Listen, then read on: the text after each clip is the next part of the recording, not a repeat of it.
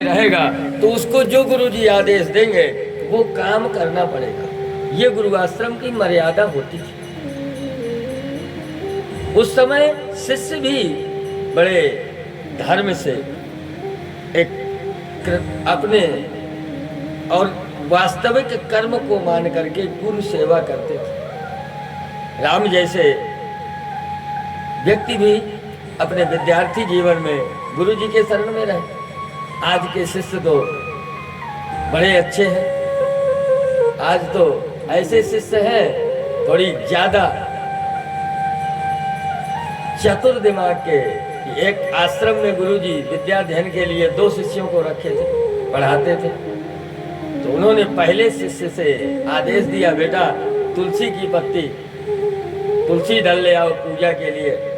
तो उसने साफ मना कर दिया, गुरुजी तुलसी मैं नहीं पहचान।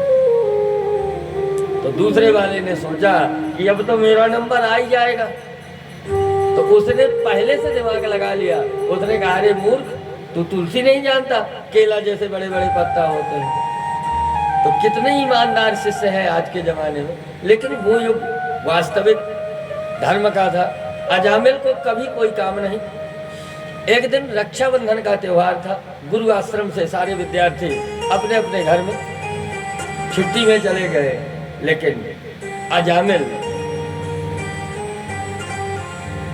अब कोई था नहीं। गुरुजी ने कहा, बेटा तेरा त्योहार यहीं होगा। जी गुरुजी। गुरुजी ने कहा, हवन के लिए बेटा लकड़ी ले आओ। आज कोई नहीं है। अजामिल कुल्हाड़ी लेकर के गए। गुरु आश्रम के पास ही जंगल में कुछ दूर के बाद कुछ ऐसे घर बने थे जहाँ का वातावरण विपरीत था, जहाँ कुछ वेश्याएं निवास करती थी। वहाँ गए। वहाँ का भाई उस तरफ गुरुजी किसी विद्यार्थी को जाने नहीं देते थे, पर अजामिल को मार्ग पता नहीं था। उसी तरफ निकल गए। वहाँ की लीला देखी। गुरुजी की कुल्हाड़ी एक तरफ फेंक दी और उन्हीं में लिप्त हो गया। उन्हीं में से किसी एक कन्या से विवाह करके अपने पैतृक गांव में, पैतृक घर में पहुंच गया। पथभ्रष्ट हो गया। कोई कर्तव्य नहीं था, कुछ प्रॉपर्टी नहीं थी, पैतृक संपत्ति नहीं थी। फलस्वरूप अजामिल का मुख्य काम था चोरी करना। चोरी करने लगे। सुबह से शाम तक बढ़िया शयन करते थे। शाम होने के बाद अपने काम में निकल जाना, आधी रात के बाद आना। एक दिन नारद जी की ये इच्छा हुई कि ये एक कर्मनिष्ठ और अच्छे परिवार का बालक था, ये भटक गया है, इसको एक बार अच्छा मार्ग दिया जाए, अच्छा रास्ता बताया जाए। यदि ये रास्ते में आ जाए तो अच्छा है, नहीं तो फिर इसका प्रारंभ है। नारद जी उसी नगर में सायंकाल गोधूली बेला में प्रवेश करते। गांव में, हर गांव में 2-4 लोग तो फ्री ऐसे होते हैं कि बैठे मिलते हैं। वो लोग मिले। नारद जी ने कहा, भैया रात हो रही है, कोई ऐसा घर बता दो जहाँ की संतों के योग्य स्थान हो, वहाँ रात काटेंगे, चले जाएंगे। उन लोगों ने कहा, बढ़िया आया बाबा, अजामिल के घर का पता बता दें तो रात में कुछ समय भी पास हो जाएगा। भाई बाबा, संत को देखेगा अजामिल तो अपमान करेगा, फिर जाके हम लोग बचाएंगे। उन्होंने कहा, बाबा उस घर में बढ़िया सेवा हो। नारद जी भी वहीं जाना चाहते थे। नारद जी उसी घर में प्रवेश कर लिए। दरवाजे से आवाज लगाते। अजामिल की पत्नी जो वेश्याओं की बिटिया थी, लेकिन वास्तव में वो धर्मवान थी। नारद जी को देखा। उन्होंने कहा कि कोई संत आया है। दूर से बिना स्पर्श के ही प्रणाम किया। बताइए भगवान क्या आदेश है? उन्होंने कहा, बेटा आज हम यहाँ विश्राम करना चाहते हैं। अजामिल की पत्नी ने कहा कि भगवान आप विश्राम करें, भोज्य सामग्री ले लें, पर विश्राम के लिए कोई अन्य स्थान खोज लें। क्यों? देखिए स्त्री की क्या जिम्मेदारी है। उसने कहा भगवान मैं नहीं चाहती कि मैं एक संत की सेवा करूं और उसके फल में मेरा कुछ नुकसान हो। नारद जी ने कहा स्पष्ट वाणी में बताओ। उसने कहा कि मेरे पति का स्वभाव दूसरा है। यदि आप रुके और शायद उन्होंने अपमान कर दिया तो फल क्या मिलेगा कि आप श्राप देके चले जाएंगे। नारद जी ने कहा कि तुम्हारा पति यदि मेरे ऊपर हाथ भी उठाएगा तब भी मैं श्राप नहीं दूंगा, ये मेरा वचन। कोई बात नहीं। उसने बाहर का एक कमरा खोल करके साफ सफाई कर दी।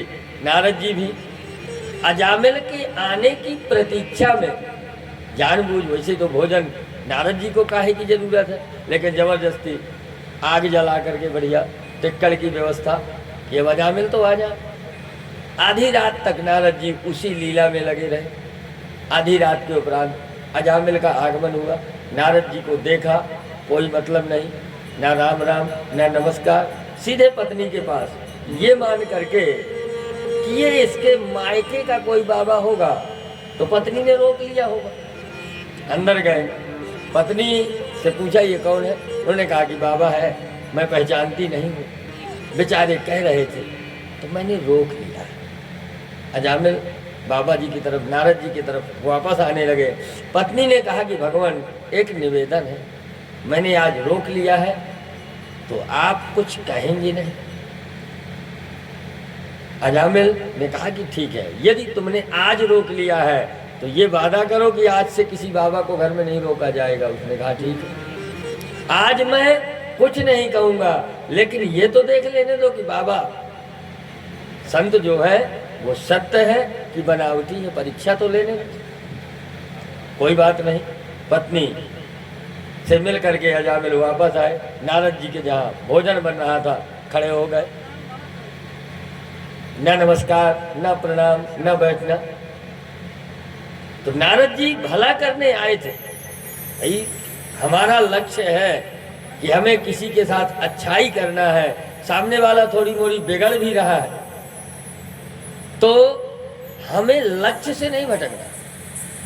कई बार ऐसा होता है कि कई जगह हम अच्छे कर्म के लिए जाते हैं, किसी की भलाई करने के लिए जाते हैं, लेकिन फल क्या मिलता है कि वहाँ से अपमान या थोड़ी मोड़ी उल्टी सीधी बातें और हम लोग वापस चले आते हैं। सज्जनों, अजामिल ने जब कुछ नहीं कहा तो नारद जी ने स्वयं से एक बातचीत जारी की। क्यों, तुम्हारे यहाँ तो संत रोज आते होंगे, बड़ा अच्छी व्यवस्था है, तुम्हारी पत्नी का स्वभाव भी बड़ा अच्छा है। अजामिल ने बड़े गंभीर स्वर में, अहंकार में, बाबा जी ये पहली घटना है और अंतिम भी मानो, इससे पहले कोई आया नहीं और इसके बाद किसी को आने नहीं देंगे। नारद जी ने कहा तो फिर तो बढ़िया है, आज तक कोई आया नहीं, आज के बाद किसी को रोकना नहीं है, तो इस दिन को याद रखने के लिए कुछ तो ऐसा करो कि याद बना रहे। उन्होंने कहा बताओ कैसे याद रहेगा। नारद जी ने कहा कि तुम्हारे कितनी संतानें हैं।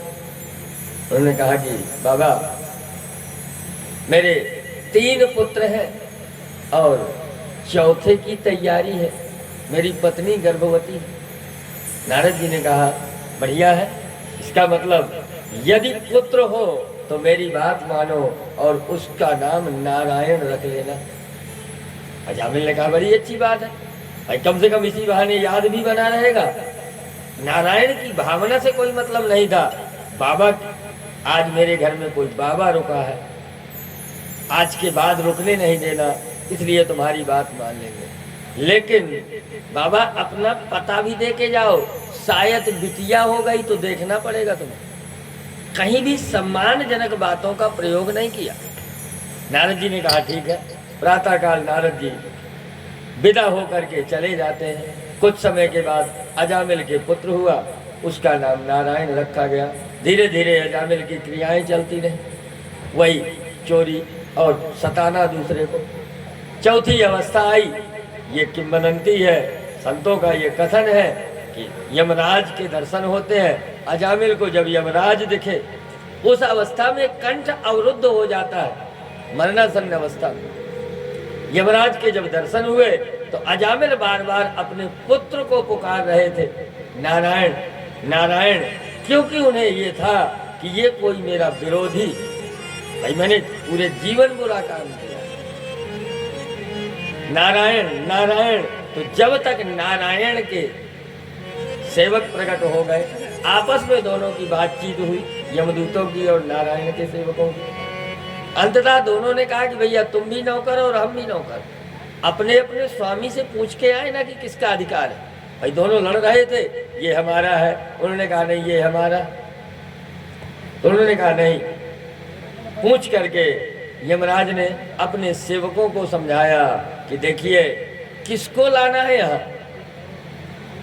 यहाँ यमपुरी का मार्ग सबके लिए नहीं है। किसके लिए है?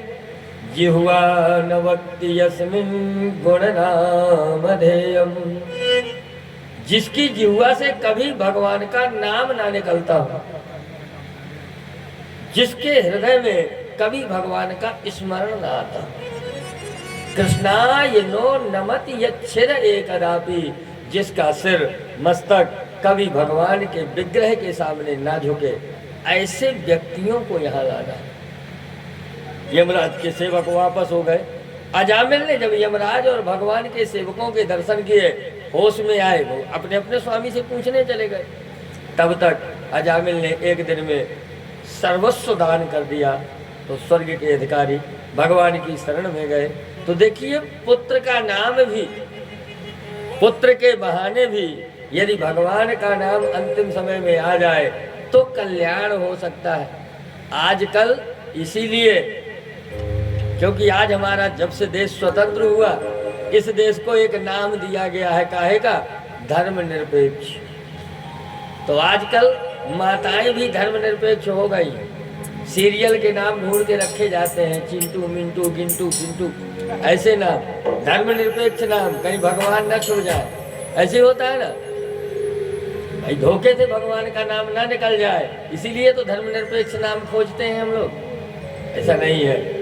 जो संस्कार है, देखिए नाम से न तो हम पुराने हो जाएंगे, न नाम मात्र रखने से हमारी पद्धति, हमारी शिक्षा या हमारे सम्मान में कोई कमी आएगी, लेकिन समय के अनुसार व्यक्ति की सोच बदलती। गोस्वामी जी ने लिखा है, युग कृत धर्म हो ही सबके रे, हृदय राम माया के प्रेरे। युग के अनुसार सबकी मानसिकता बदलती। सज्जनों, जब नहीं तो भगवान कल्याण जबरदस्ती करते हैं, धोखे से यदि भगवान का नाम निकाला है, लेकिन हम लोग ऐसी पद्धति बना रहे हैं कि धोखे से भी ना निकले। ऐसा नहीं, बच्चों के नाम उसी पद्धति में, भले ही आज थोड़ी शिक्षा के हिसाब से, लेकिन नए जमाने के नाम भी तो भगवान से जुड़े होते हैं। उनको भी आजकल तो हमारे पास, सबके पास एक तो शिक्षा है, शिक्षा के साथ एक दूसरे भगवान प्रत्यक्ष हैं, जिनको कहते हैं गूगल भगवान, उनसे भी सर्च कर सकते हैं।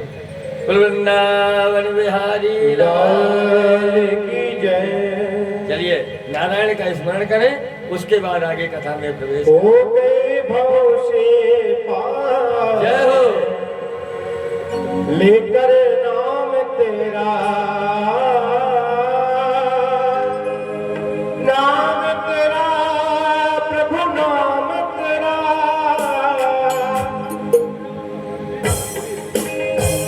हो गए भव से पार, लेकर नाम तेरा। हो गए भव से पार, लेकर नाम तेरा। हो गए भव से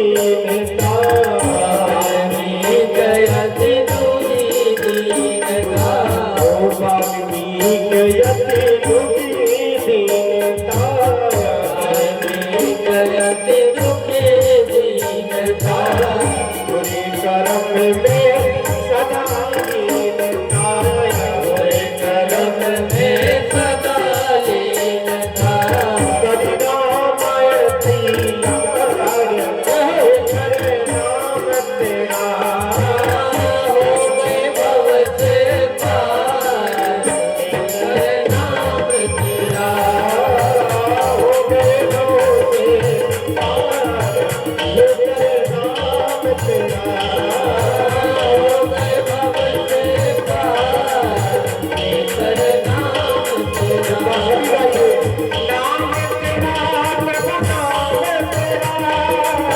नाम तेरा प्रभु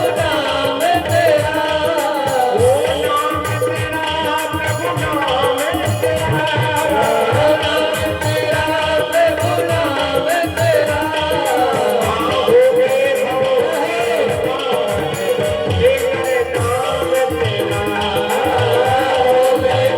से पार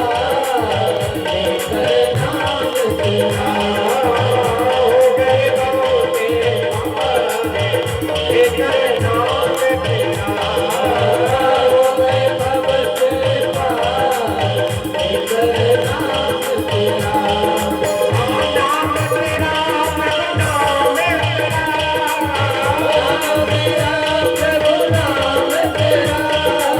नाम तेरा प्रभु नाम तेरा नाम तेरा प्रभु नाम तेरा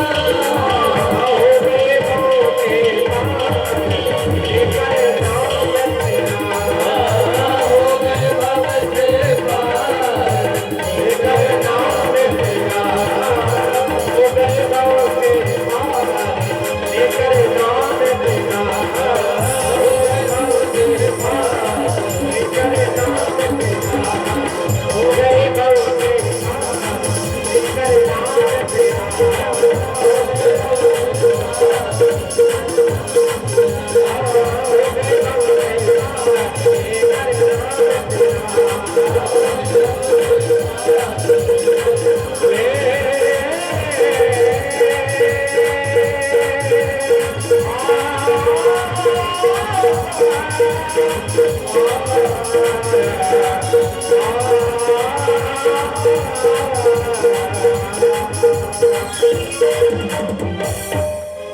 बोल भाग्य बिहारी लाल लाल की जय। इस तरह से भगवान का नाम धोखे से निकलने में अजामिल का कल्याण हुआ।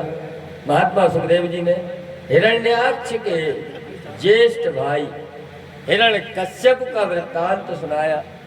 हिरण्यकश्यप के देखिए ये पक्का है, जब हम